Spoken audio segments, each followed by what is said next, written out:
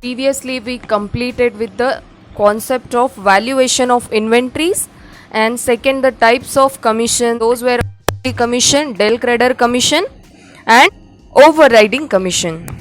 Now, next concept in the book on page number 6.50 is your goods invoiced above cost.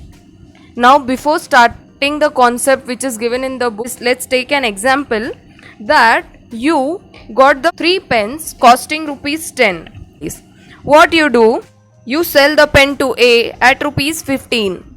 Now cost was 10. You sell it at 15. So your profit, your real profit is rupees 5. Right? So this is your real profit. You can say this to anybody that I have earned rupees 5.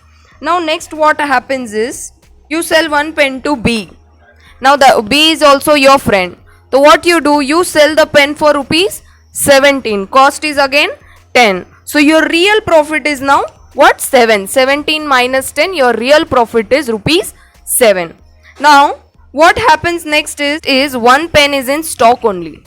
You have sold one pen to A, you have sold another pen to B, and out of those 3 pens, one pen is left with you as a stock. Now what you do? You say that no, I will value this at 15 only. I am selling to everybody as 15, so I will also value this at 15.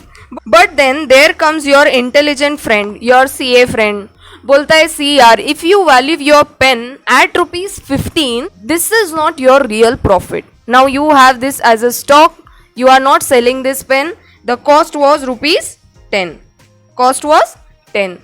Before you sold it to A, you sold it to B, so you have got a profit of rupees 5 and rupees 7 respectively. But now for this 15, which is left in stock, it is not your profit. So what you do? Do one thing. Okay, value this at 15 only. But what you do? You reduce your cost. And now this remaining 5 rupees, pass the entry as loading. Okay, because this 5 is not your real profit. So what you do? You pass such entry. Right? Now, there is a question given on page number 6.50 on the concept of when your goods are valued at above cost. Now, what happens? The consignor sends the goods. We have seen in the earlier question that he sends the goods of rupees 50,000, but that was cost. This 50,000 was cost earlier. Now, what is happening? Consignor is telling no, I will also book the profit and I will send you the goods for rupees 60,000. Now this 60,000 includes the profit element also. This 20% profit element also it includes. Now he has consigned the goods of rupees 15. He is loading the tempo. He is sending the goods to consignee. Now what consignee is doing? Goods from consignor to consignee have been reached. And what is happening? This consignee is selling the goods at his place. He sold 4/5 goods. 4/5 of 60,000 comes to 48,000. He is selling those goods at his place to his customers. He has left some stock with him. Because उसने 4/5 cell किया और 1/5 क्या हुआ? 1/5 उसके पास stock में बच गया. तो what he is doing? He is valuing at 60,000 into 1.5 which comes to 12,000. Now this 12,000 also includes the profit element. This 12,000 includes the profit also at the rate of 20. हमने देखा था ना, 50,000 plus 10,000 profit comes to 60,000 and 60,000 का 1/5 comes to 12,000. This 12,000 is also having the profit element, right? Now our friend suggested ना कि ठीक है, value the inventory as rupees 50 but reduce the cost and जो भी value अब बचेगा, now that is your loading. Similarly we will do this adjustment here also in this question. See now, but the stock includes the profit element also. That 12,000 includes the profit element also. So what we do? But that profit is not a real profit. Now हम लोग क्या करेंगे फिर? Friend ने हमको suggest किया था क्या? Remove the effect, reduce the cost and जो भी बचा हुआ profit element रहेगा, that is called as loading. We'll pass the entry for loading also, which is called as reserve, right? Which is called as reserve.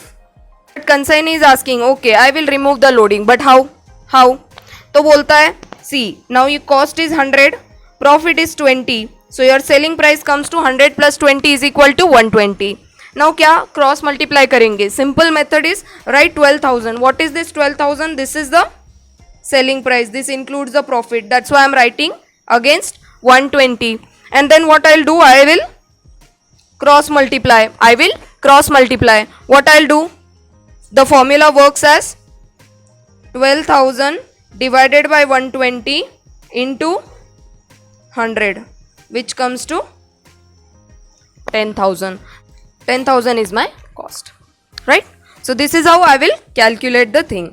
Now हमने previous lecture में देखा था कि value the inventory at cost और NRV whichever is lower. My cost is 10,000, my NRV is 12,000. तो 12,000 or 10,000 whichever is lower. So which amount is lower? This 10,000 amount is lower. So I am valuing the stock at 10,000 only, right? Now there comes in picture the expenses made on consignment. We have seen in yesterday's problem that closing stock cost was 10,000. Packing 1/5 of 1,000 comes to 200 and freight of 400, that is 1/5 of 2,000. Yesterday we have seen this valuation.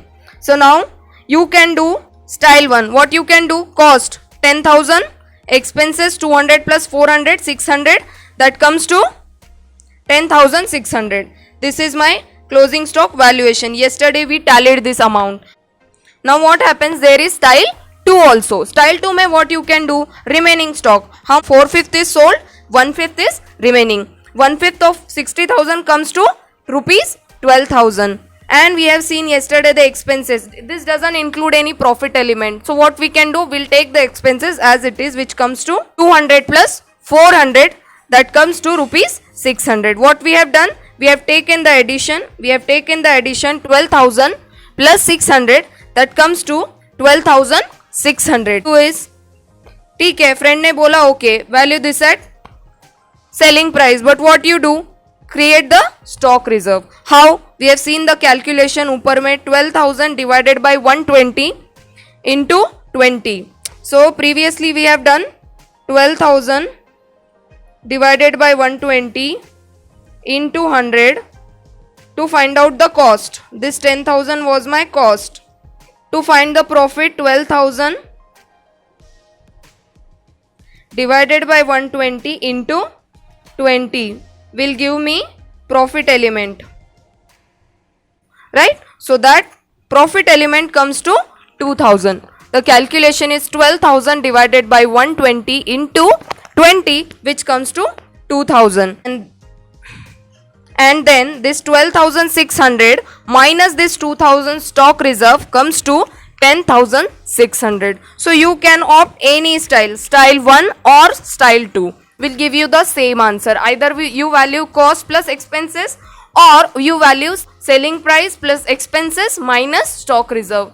You will get the same answer from both the styles. So that's how we completed the concept of goods sent above cost.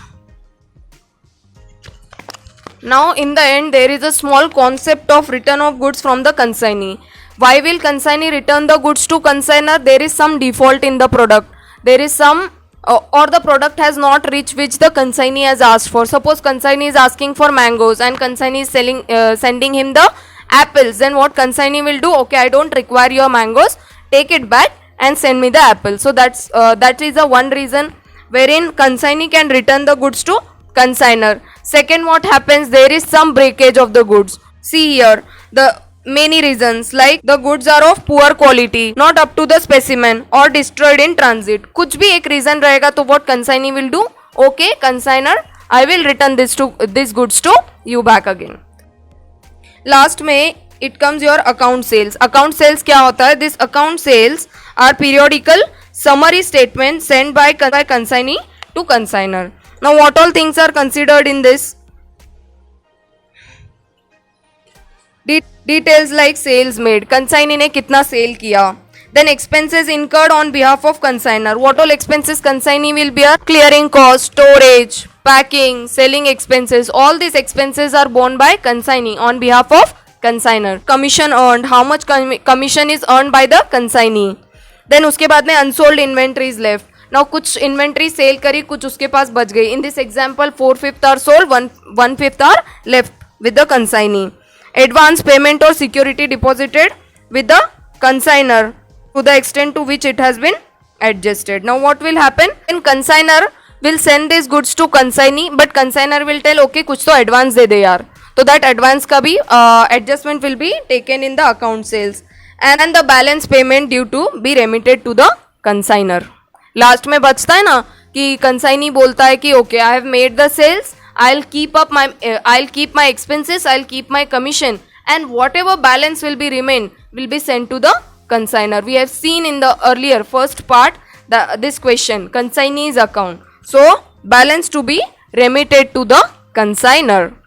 So now this completes the whole consignment chapter with all the concepts of consignment account, consignee account, normal loss, abnormal loss, valuation of inventories, types of commission, goods sent above cost, and your account sales. So this completes everything.